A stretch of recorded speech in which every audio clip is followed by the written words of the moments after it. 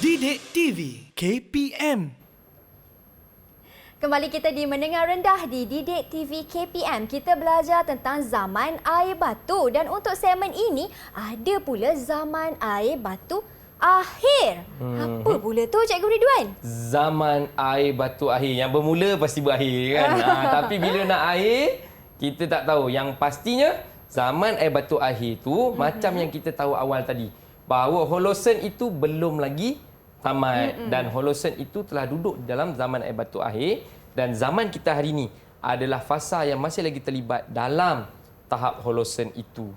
Okey, jadi sebenarnya kalau kita tengok daripada awal 650 juta tahun dulu sehinggalah 10,000 juta tahun sebelum ini semua yang berlaku adalah perubahan demi perubahan demi perubahan. Kalau kita ambil perumpamaan mudah, air batu, kalau dia cair, semakin cair, semakin cair, semakin cair, jadi apa akhirnya?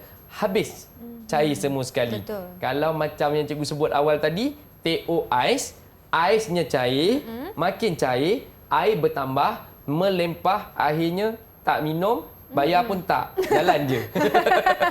Sebab dia dah jadi tawar. Jadi macam tu juga dengan dunia kita. Masuk kepada fasa zaman air batu akhir ini, iaitu penghujung Holosen, yang mana dunia kita hari ini termasuk dalam fasa itu. Jadi kita tengok, ada banyak punca. Kalau dulu perubahan suhu yang sedikit telah menyebabkan air batu cair dan jadilah dunia-dunia yang selepas sampailah hari ini. Kalau hari ini kita tengok suhu kita dah terlalu Panas. tinggi, panas. Jadi sudah pasti semakin banyak perubahan-perubahan yang berlaku. Mari kita tengok. Jadi apa yang akan cikgu kongsikan ni, cikgu harap murid-murid di rumah maupun yang di dalam talian pada akhirnya dapat menjelaskan ciri-ciri zaman air batu akhir. Mari kita tengok apa dia ciri-cirinya. Perkara yang pertama, segala yang berlaku adalah akibat pencairan air batu. Semua berubah, dulu semua air batu, kemudian air batu itu makin cair, keadaan muka bumi berubah sikit. Bila makin banyak cair, berubah sikit lagi. Makin banyak cair, makin berubah lagi. Daripada situlah mungkin tempat yang dulunya air batu, sekarang dah nampak tanah. Jadi kita tengok, bumi mengalami cuaca panas bermula daripada 8,500 tahun dahulu. Maksudnya, tadi kita cerita 10 juta, menjelang 8,000 dan kalau kita tengok daripada kosong, sampai hari ini baru 2,000. 2,000 tahun kita dah nampak macam-macam perubahan. 8,500 lagi banyak perubahan. So bermula 8,500 tahun dahulu, cuaca mula berubah, suhu makin meningkat, keadaan bumi semakin panas. Jadi suhu yang meningkat ini menyebabkan air batu yang mencair semakin rancak. Semakin banyak yang cair, maka bila banyak cair ni, macam yang kita buat perumpamaan tadi, air batu banyak cair, maka air itu pergi mana? Pergi ke laut. Air laut makin bertambah. Air laut makin bertambah, daratan semakin sikit. Daratan semakin sikit. Daratan semakin sikit, manusia makin bertambah. Tempat nak tinggal. Dan ini merupakan permasalahan global. Dan itulah ciri-ciri kita sekarang kan. Kita dah tak ada tempat nak tinggal. Kemudian kita pergi lagi. Apa yang berlaku dalam semua benda yang berlaku ini? Semua benda yang berlaku ni tak lain, tak ada banyak. Nanti kalau tanya dalam ujian ke, nanti kalau cikgu soal dekat kuis ke, jangan sebut benda lain dah. Jangan sebut air batu cair dalam TO ais pula. Proses itu dipanggil pengglesiran. Pengglesiran ni adalah proses di mana air batu mencair. Kalau hari ni dekat mana bahagian bumi yang ada air batu? Dekat mana bahagian bumi yang ada air batu? Di kutub utara dan kutub selatan. Jadi tempat ini masih lagi sejuk, ada air batu tapi air batunya semakin mencair dan airnya masuk ke dalam lautan dan mengubah rupa bentuk bumi kita hari ini. Bila mengubah bentuk muka bumi, macam mana tadi? Cikgu ulang balik semula. Air batu cair, air laut bertambah, daratan semakin sikit, tempat untuk tinggal semakin terhad. Dan selain daripada itu secara fizikal yang paling penting untuk kita ketahui, punca kepada pengglesiran tadi, suhu yang semakin meningkat. Suhu yang meningkat ini juga memberi kesan. Cuba bayangkan duduk dalam satu tempat, kawasan yang semakin sempit, orang makin bertambah, suhu semakin bertambah. Tak kesiksa tu. Kan, duduk dalam satu bilik, bilik makin kecil, orang makin ramai, suhu makin meningkat. Dan suhu akan meningkat dengan lebih cepat sebab ruang semakin sikit. Betul. Jadi, apabila penggelesiran berlaku, kecairan air batu berlaku di luar kawalan kita. Jadi, awan paras air laut meningkat, daratan semakin kecil dan sebagainya. Akhirnya, bukit bukau di kawasan yang tinggi ni tadi akan mula terbentuk seperti tasik dan pulau yang memisahkan haiwan dan tumbuhan di kawasan yang berbeza. Maksudnya, daratan yang sedia ada akan semakin berpecah-pecah. Air semakin banyak, kawasan rendah akan mula tenggelam. Jadi kawasan tinggi akan jadi tempat orang mendiami. Tapi cuba bayangkan, kalau banjaran tu dia kan ada banyak puncak. Jadi kalau dah air dah sampai kat situ, tinggal puncak aja. Jadi semakin orang tinggal kat situ. Jadi sekarang daratan makin sikit, kawasan tu dah semakin berpecah-pecah. Baik. Cikgu rasa sampai situ jelas. Sebab cikgu ulang benda yang sama, iaitu maksud penggelesiran tadi. Air batu cair, air bertambah, daratan semakin singkat dan ianya menjadi permasalahan global. Jadi agak-agak kalau benda ini berterusan, keadaan ini berterusan, agak-agaklah apa yang akan berlaku? Cikgu nak tanya dengan murid di dalam talian ni. Siapa nak jawab dulu? Afifah ataupun Fasha? Siapa nak cuba jawab? Siapa nak cuba jawab agak-agaknya? Okey. Mana keadaan? Boleh kat tangan. Siapa nak cuba jawab? Ya, Afifah. Silakan Afifah. Zaman air batu akhir digelar sebagai zaman Holosen. Ketika itu manusia dari benua Afrika berhijrah ke benua Eropah dan benua Asia. Perubahan paras air laut dengan kedalaman 100 meter. Bumi mengalami perubahan iklim daripada terlalu sejuk kepada sederhana sejuk dan kebanyakan binatang mula pupus seperti memot dan harimau bertaring. Itu peringkat awal ciri-ciri zaman batu akhir tadi. Ada maklumat lain? Mungkin Fasha ada terbaca kat mana? Macam saya suruh Google hari kemarin. Ada tak Fasha? Silakan Fasha. Berlaku pergerakan manusia dan haiwan. Manusia bergerak ke kawasan lebih tinggi dan hidup secara berpindah randah sehingga akhirnya menetap di suatu kawasan.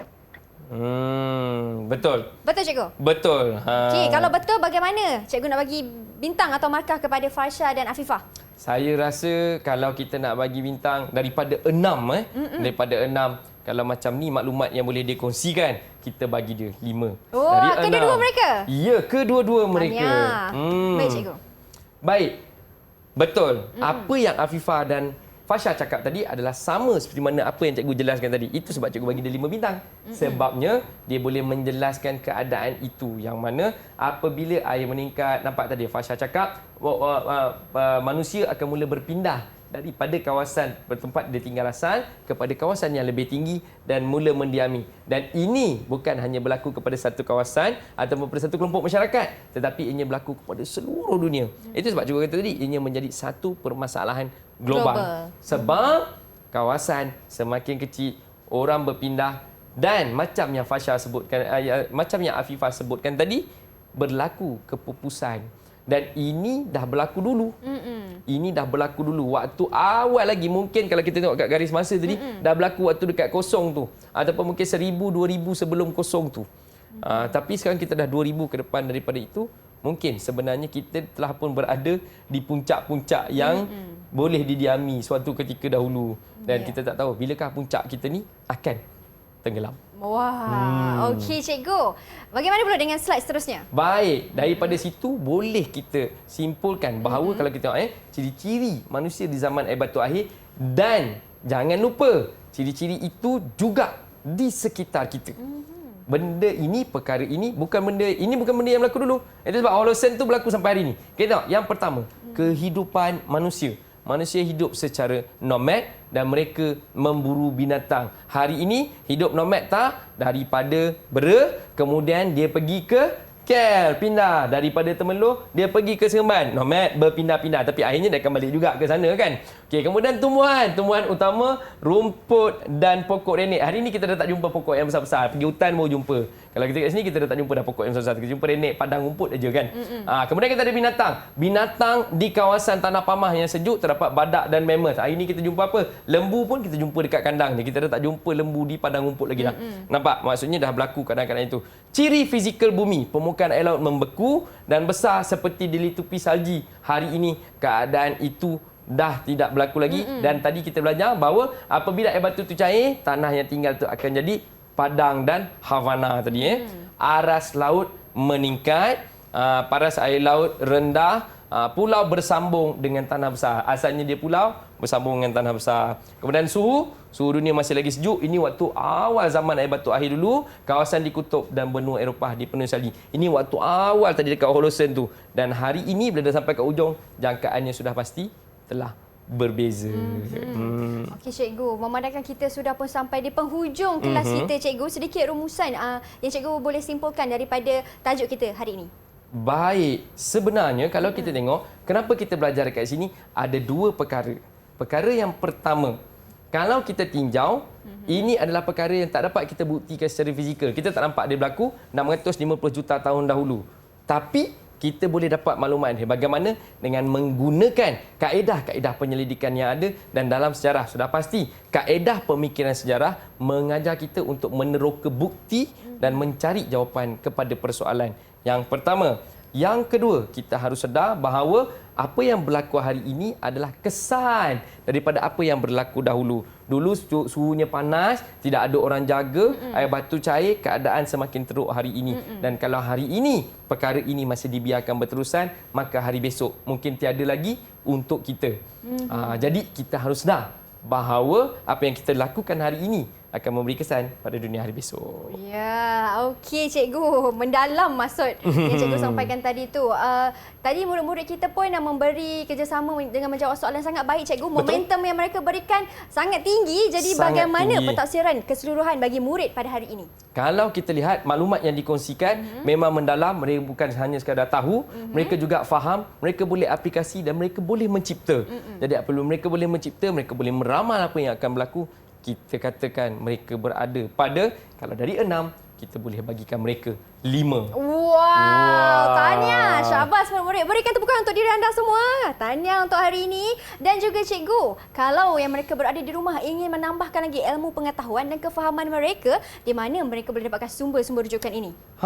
Kalau nak dapatkan slide yang cikgu guna, dan cikgu ada letakkan latihan dekat situ, boleh ke portal Sumberku untuk dapatkan maklumat dekat sana. Dekat sana bukan hanya sekadar tajuk air batu saja, tapi tajuk-tajuk yang lain yang pernah cikgu kongsikan di sini, murid-murid boleh dapatkan di sana. Wow, itu dia. Terima kasih banyak-banyak Cikgu Ridwan atas perkongsian ilmu pada hari ini. Sangat seronok kami belajar tentang zaman air batu. Terima kasih Cikgu. Sama-sama. Tak lupa juga terima kasih kepada Cikgu Jurubahasa Isyarat, Cikgu Nabila atas kesudian bersama dengan kami pada hari ini, murid-murid di dalam talian dan juga di rumah. Terima kasih dan ingatlah kita harus menjadi makhluk ataupun rakyat yang mendiami bumi ini dengan menjaga kelestarian alam supaya alam ini dapat didiami dengan sebaiknya. Terima kasih Cikgu. Kita jumpa lagi. Teruskan setia menonton Mendengar Rendah di Didik TV KPM. Saya Syamira Nazir. Assalamualaikum dan salam sejahtera.